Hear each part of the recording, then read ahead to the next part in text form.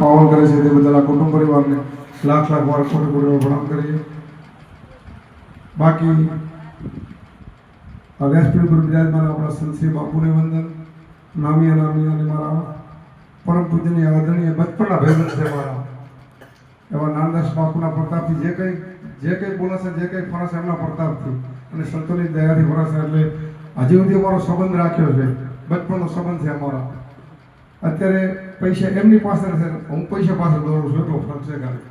એટલે ધન્યવાદ છે અમારા નાનદાસ, મારા ભાઈ તરીકે પૂર્વજનો કોઈ લેખ છે. અમારો સંબંધ અત્યારે મહત્વનો જ મારા માટે ખાસ મહત્વનું છે. અમારા ઋષિબા હોય, વ્યાસપીઠ ગુરુ બિરાજમાન, અમારા ભગવનદાસ સાહેબ, ખરેખર એમના ઘણા બધા અમે વિડીયો જોઈને મારી ચેનલમાં મૂક્યા છે. બહુ સરસ સુંદર એમની ગાયકી છે. એમના ગળામાં ખરેખર કોયલે માળા કર્યા છે. એટલે એમને પણ વંદન કરું છું. અમારા નાનદાસ સાહેબને પણ વંદન કરું છું. અને અમારે એક વેવાઈ આવ્યા છે, હમણાં થોડા ભજનમાં નંબર આવે છે નાનદાસ. હું એ વેવાઈ જ માનું છું. એમને પણ વંદન. દરેક સંતો ભક્તોને અંતરના ઊંડાણથી દૂર દૂરથી વધારેલા ભાવિક આમંત્રણને માન દે ભાવિક ભક્તોને મારા અંતરના ઊંડાણથી હાથનું શ્વાસે શ્વાસે જય ગુરુ મહારાજ.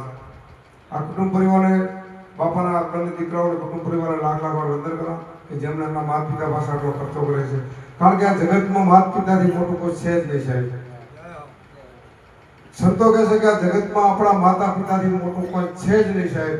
માતા પિતાને જેને દુઃખી નથી કર્યા એમના તમે જોઈ લો પુરાવા સાહેબ. આજે લીલા લહેર છે, બાપુનો અહીંયા આશીર્વાદ છે, એનો વચન પડે છે. અહીંયા એક ગુલાબ રૂપી ફૂલો એ વાવીને ગયા છે, પણ સુગંધની આપોઆપ ફેલાઈ રહી છે. એવા કુટુંબ પરિવારને વંદન કરું છું. અને ગમે ત્યારે સંતોએ પણ કીધું છે, મા બાપનો મહિમા આપ્યો છે કે ભૂલો ભલે બીજું બધું, મા બાપને ભૂલશો નહીં. અગણિત છે ઉપકાર એનાએ વિસરશો નહીં. પથ્થર પૂજા પૃથ્વી તણા ત્યારે દીઠું તમે મુગડો. એ પુનિત જનના કાળજા પથ્થર બની સંતશો નહીં. કાઢી મુકેથી મોળિયા મોહમ્મદી મોટા કરા. એ અમૃત તણા દેનાર સામે ઉગળશો નહીં. વિનેશ્વર પોતે સુકે સુવાડે આપણે. એ અમીમય આંખને ભીજવશો નહીં. પલ પલ એ ચરણની ચાહના ભૂલશો નહીં. કેટલો બધો મહિમા આપ્યો છે આ માતા પિતાનો. અને જ્યારે ભક્તિ લાઈનમાં પણ જ્યારે આપણને પરિપૂર્ણ સદગુરુ મળે અને જ્યારે આપણે પાંચ પ્રતિજ્ઞાઓ આપે કે ગુરુ વચન આપે, ત્યારે પણ પરિપૂર્ણ સદગુરુ આપણને કહે છે કે પ્રથમ તમે તમારા માતા પિતાને યાદ કરી લો. સંતોષ સાખીમાં કીધું છે કે પ્રથમ પહેલા કોને સમરીએ કોના લીએ નામ. માતા પિતા ગુરુ આપણા અલગ પુરુષના લીધે નામ. જ્યારે સદગુરુ ગુરુ વચન આપે ત્યારે કહે છે કે પ્રથમ તમે તમારા માતા પિતાને યાદ કરી લો. માતા પિતાને યાદ કર્યા પછી સદગુરુના વચને ચાલવાનું છે. અને સદગુરુના વચને ચાલ્યા પછી અલગ પુરુષના ધામમાં ભોગવવાનું છે. કેટલો બધો મહિમા આવ્યો છે આ માતા પિતાનો. બાકી તો કૃષ્ણદાસ બાપુના સંતોના ગુણનો તો પાર જ આવ્યો નથી સાહેબ.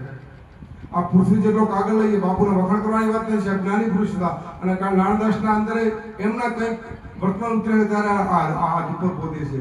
કારણ કે એ સંતોના ગુણનો પાર જ આવ્યો નથી. આ પૃથ્વી જેટલો સાહેબ કાગળ લઈએ, વનસ્પતિ છે એટલી કલમ લઈએ, અને સૃષ્ટિ પર જેટલું પાણી છે ને એટલે શાહી લખીને કૃષ્ણદાસ બાપાના ગુણ લખવા બેહીને છે તો ગુણનો પાર આવે એમ નથી. એટલે ધન્યવાદ છે આવા સંત પુરુષને. બાકી માળાના વખાણ તો બધા કરતા હોય છે.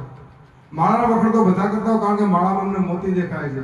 પણ સાહેબ હું તો માળામાં રહેલા દોરાના વખાણ કરું છું કે દરેક બધાને જકડી રાખે છે. એમ કૃષ્ણબા પરિવારે એક દોરારૂપી દરેક સંતો ભક્તોને મણકારૂપી જકડી રાખે છે. એમના સન્માન માટે જોરદાર તાળી થઈ છે સાહેબ. ધન્યવાદ છે આવા વીર પુરુષો.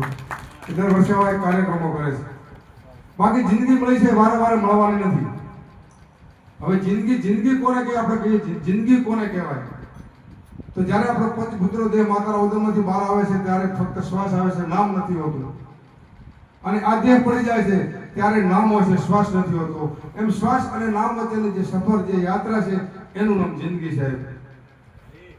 બાકી મનુષ્ય અવતાર મોઘો મળ્યો છે. આ મનુષ્ય અવતારમાં તરવા માટે આપણે શું કરવું? કારણ કે આ મનુષ્ય અવતાર તરવા માટે ફક્ત ને ફક્ત સદગુરુ ગુરુ કરાવવાની જરૂર છે. અમુક એવા માણસો કે ગુરુ કરાવવાની શું જરૂર છે સાહેબ? ગુરુ કરાવવાની જરૂર ના